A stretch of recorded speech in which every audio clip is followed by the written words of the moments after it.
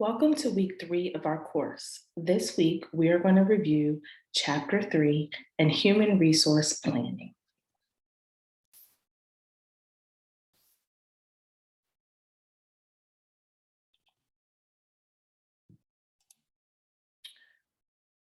Our objectives this week are first to recognize internal and external influences that will shape the HR planning process.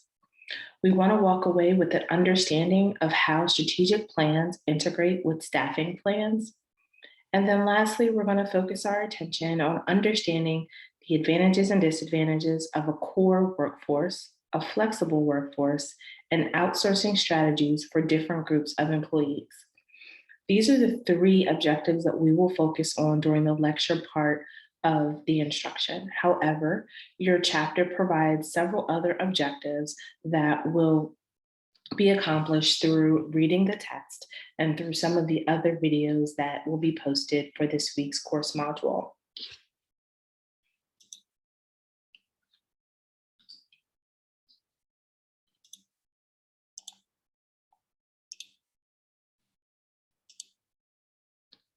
So what is human resource planning, or HRBP?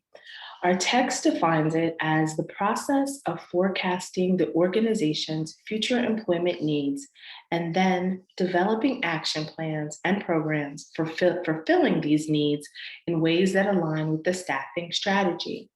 In essence, it's an ongoing process of forecasting future employment needs. In order to be able to be effective in our human resource planning process, there are 4 things that you will need to be able to do. You need to learn the employment environment. Any effective and competent human resource professional makes it their business to understand the organization and the business operations that they support. In having that understanding, you also understand the employment environment that you are surrounded in. So that also goes to the next thing that you want to know is the organizational culture. Being able to be effective talent acquisition specialists, human resource professionals, recruiters, all of those titles, you need to understand the organizational culture.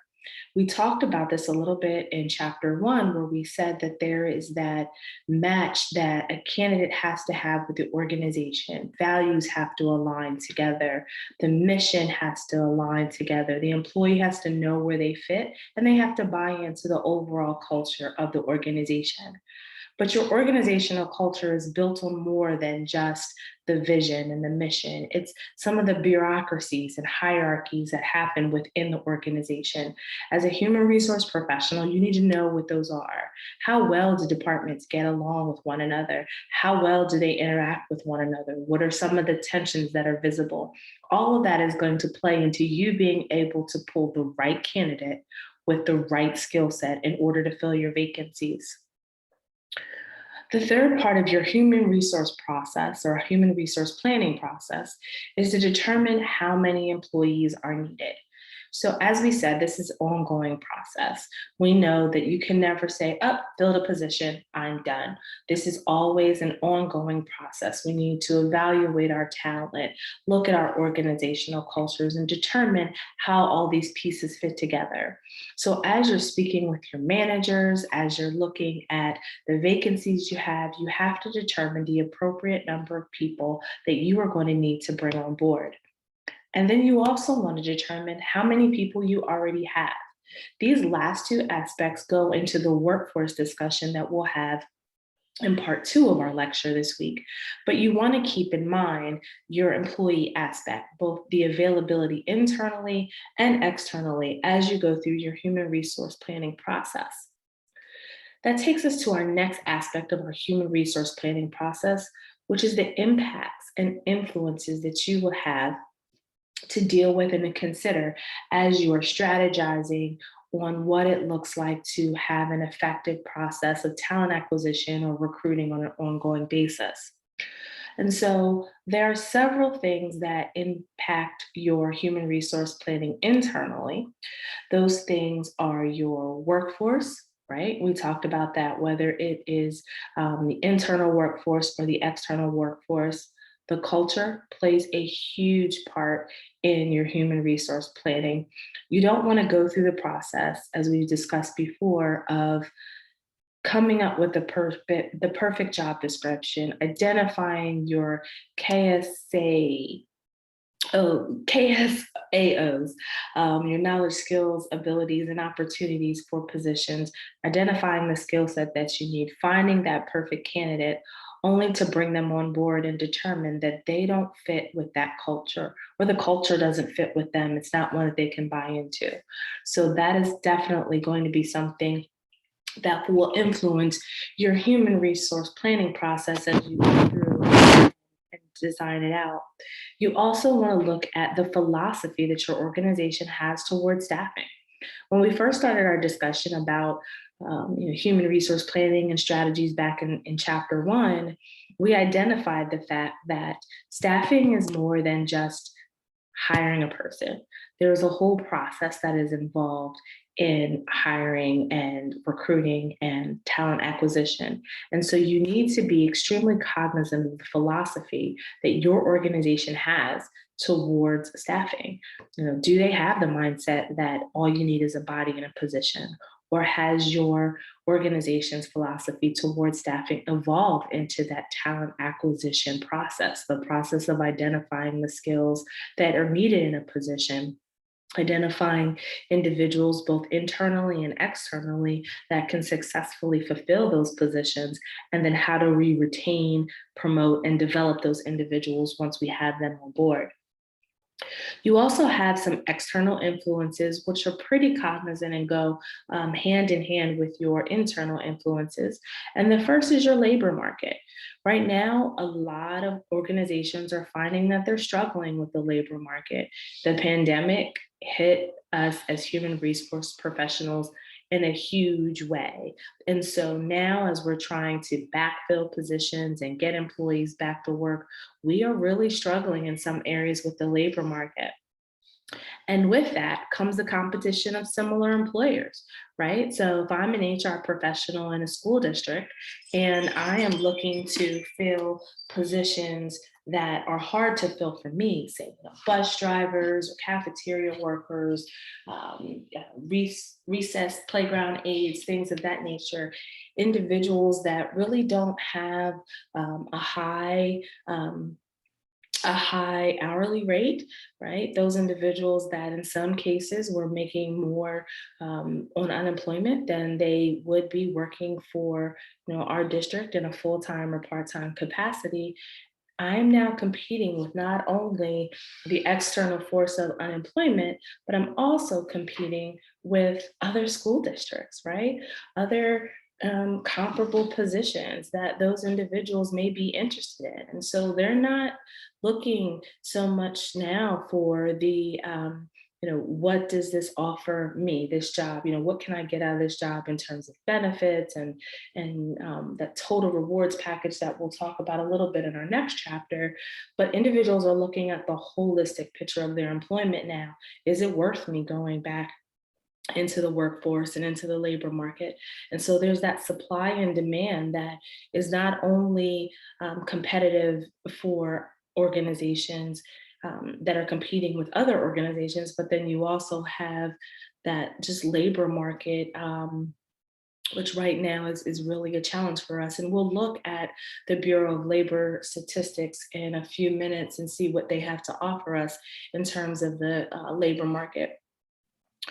And then lastly, as part of your human resource planning process, you want to make sure that it is informed, right? And so we don't want to make emotional decisions. We don't want to make irrational decisions, and we don't want to make decisions without considering the long-term effects of our workforce. And so we want to make sure that our human resource planning process is supplemented by quality data. And so a lot of times human resource professionals will depend on the Bureau of Labor Statistics to provide that data, which they do already, but we look to them to see, what they are forecasting in different occupations, both now and in the future. Because if you remember, and you want to keep in mind, your human resource planning process is ongoing. You're challenging yourself to forecast what your future employment needs are going to be. And so the Bureau of Labor Statistics is a very good tool to utilize that quantitative data to help you make an informed decision on your labor market.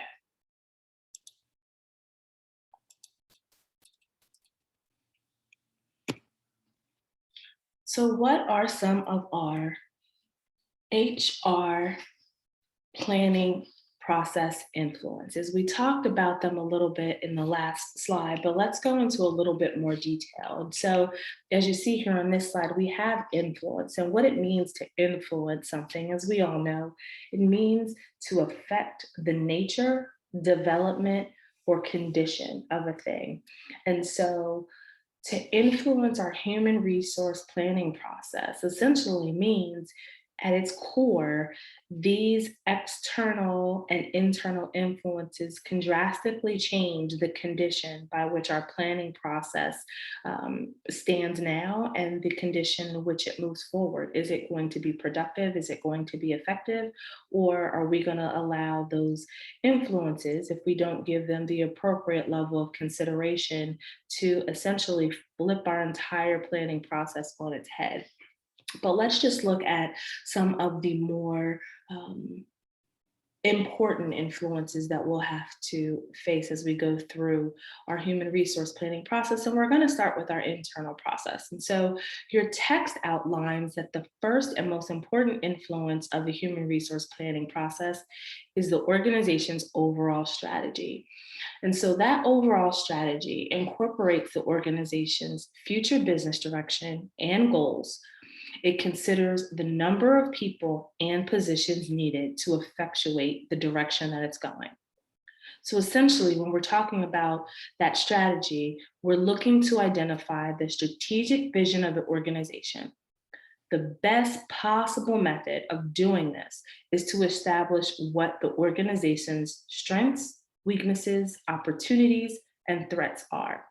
And by looking at the organization's strengths, weaknesses, opportunities, and threats, you are essentially conducting what's called a SWOT analysis. And you will actually have the opportunity to do that in this week's lesson. And so by conducting a SWOT analysis, you are better able to understand the organization strategy. What are those areas that the organization is excelling in? What are they weaker in? Where are the opportunities for improvement, and what are threats, right? What are those influences that threaten the organization's strategic vision and their direction? But the SWOT analysis by itself is not all that is needed to identify the organizational strategy. You also need to look at the culture, right? We keep talking about culture over and over again, and I can't stress how important it is to retaining quality employees. In week one, we identify that the culture of an organization can assist or hinder your recruitment efforts. And we always want to make sure that we're doing our best and to ensure that it's assisting our recruitment efforts. And so in order to further your HRP process or your human resource planning process, you must have a firm understanding of the culture of your organization, which we've talked about. So your text defines culture per se as the set of intangibles that influence attitudes and behavior in an organization, right? So let's talk about that again.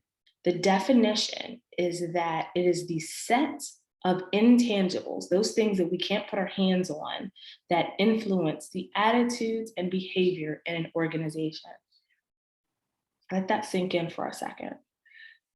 It's not the money, right? It's not the time off. It's those things that help your employees feel as if they are part of the team, that they belong in that organization. And so what are we doing as human resource professionals to make sure that we are promoting the right organizational culture. And so factors that influence um, your culture could include things such as the expressed vision of your executives. Are your executives vocal about the direction of the organization? Are they transparent about the direction of the organization? What degree of hierarchy and bureaucracy is there? I think we have all either worked for, will work for, or have knowledge of bureaucracies within organizations, right? And so, of course, there's a hierarchy, right? At some point, someone has to make the final decision. But within that hierarchy, is there some level of tension? Is there some level of a power trip, egos that people need to be aware of as they are interacting with different departments and different individuals within the organization? What about the historic interactions between the organization's department? And I think I spoke about this in the last slide, but especially what is those departments or what are those departments' interactions with HR? What have they have been historically? What are they now? Do they have an improved relationship? Do they have a collegial relationship? Or is there a lot of tension between HR and the other organizational departments? And then ultimately, what is the style of communication within the organization? Is the organization built solely on communication via email? Do we still pick up the phone and call someone and have a conversation? Do we still check in on someone just to make sure that they have all of the resources that they need to do their job effectively? Do we recognize a job well done, or are we more taskmasters in our organizations? And so those are some of the things that as a human resource professional, as a manager, as a business leader, you need to constantly consider, because your actions individually and collectively affect your organizational culture. And so let's take a minute and consider your current place of employment. And what words or adjectives would you use to describe that organizational culture? And then how would that culture and how does that culture impact the recruitment efforts in the organization? Are there certain levels of positions that have high turnover? And is that turnover either in part or in whole because of the culture of the organization? Or is it because of the organizational strategy in terms of how the organization looks at staffing? What is the staffing model? What is the philosophy towards staffing? Are those internal influences adversely impacting the human resource planning process? Then we also have our external influences. And so we talked a little bit about this in the last slide, is the labor market. And so the labor market plays a significant role to the external influences of your human resource planning process. And within the labor market, you have two key aspects that you should consider and keep in the forefront of your mind. First is the labor demand, and that is the specific organizational labor preferences and requirements. So, what is the organization looking for, right? This is where your KSAOs come into play, those knowledge, skills, abilities, and opportunities that we identify as we're drafting job descriptions and job postings. This is where they come into play. Those are our requirements and preferences for positions. And what we're looking for when we go to acquire from that labor pool, when we find quality candidates, we're keeping those things in mind. The other aspect that you'll need to consider is the labor supply. And your text defines the labor supply as the expressed indication from the candidate pool of their preferences and requirements. So just as we are lining out our expectations for a candidate, candidates also have their expectations of the organizations that they choose to join. And so the final job match ultimately depends on an alignment of the labor demand with the labor preference. So as I indicated earlier, a useful tool for organizations to use as they're looking at the labor market is the Bureau of Labor Statistics. And periodically, the Bureau of Labor Statistics will provide reports of the amount of labor supplied and projections for occupations in the future. So let's take a quick look at a video that they've recently put out with regard to projections.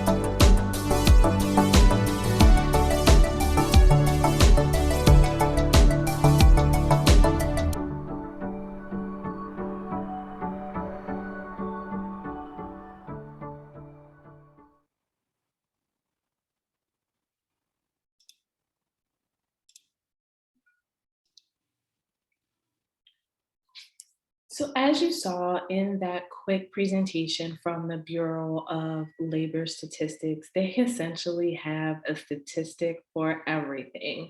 So I encourage you, either through this week's lesson or through just your course of involvement in recruitment, talent acquisition, or human resources in general, that you tag that website as one of your go-tos to make informed decision when it comes to your workforce. And so let's switch gears to our last human resource planning influence, which is technology. And we know that there are positives and negatives to technology. And so technology can influence that HR planning process in both ways, both positively and negatively. On the positive end, it can create new jobs, right? So I think we saw that in some of the statistics that were listed in the Bureau of Labor Statistics projection, is that some of those jobs were technology based. And your text even mentions occupational growth for engineers and other internet-based services. And so there we see technology helping our labor market, helping our human resource planning process.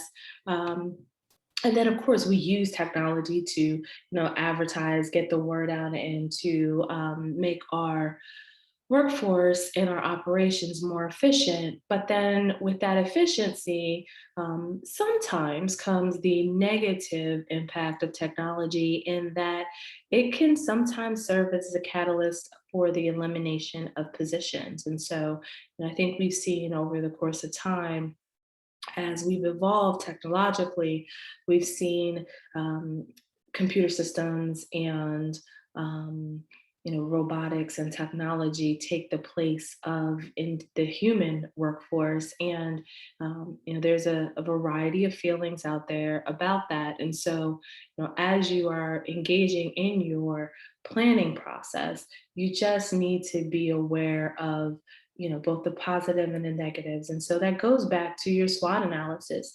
You can essentially take any one of these four influences and create a SWOT analysis and identify the strengths of the influence, the weakness of the influence, um, the opportunity for growth in that influence, and then where the threats are. And I think you'll find that there are several in each one of these influences, in each one of those categories.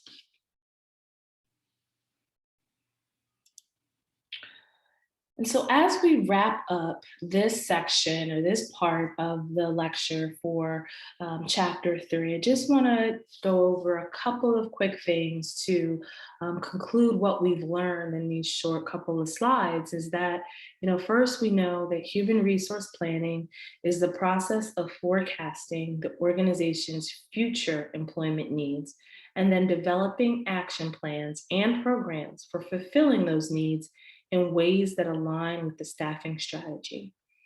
The biggest key that you can take away from the human resource planning process is that it is ongoing.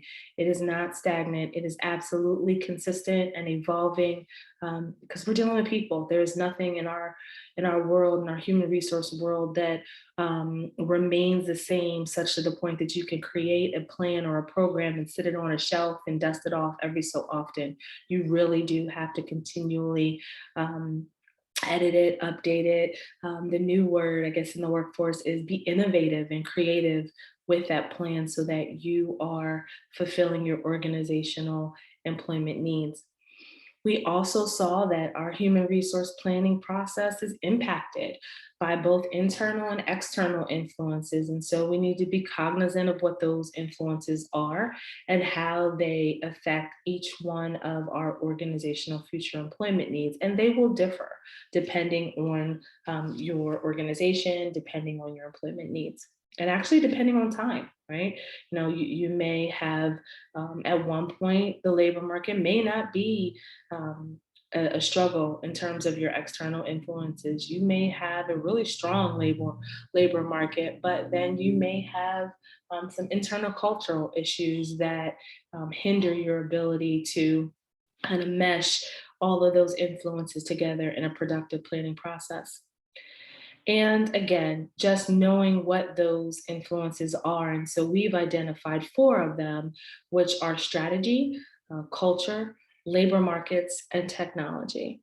And so, as we look to the second part of this week's lecture, we will discuss the human resource planning process in further detail, and we'll specifically look at the staff planning process and the various aspects of the workforce that is available for use by an organization in developing its staffing model and strategy.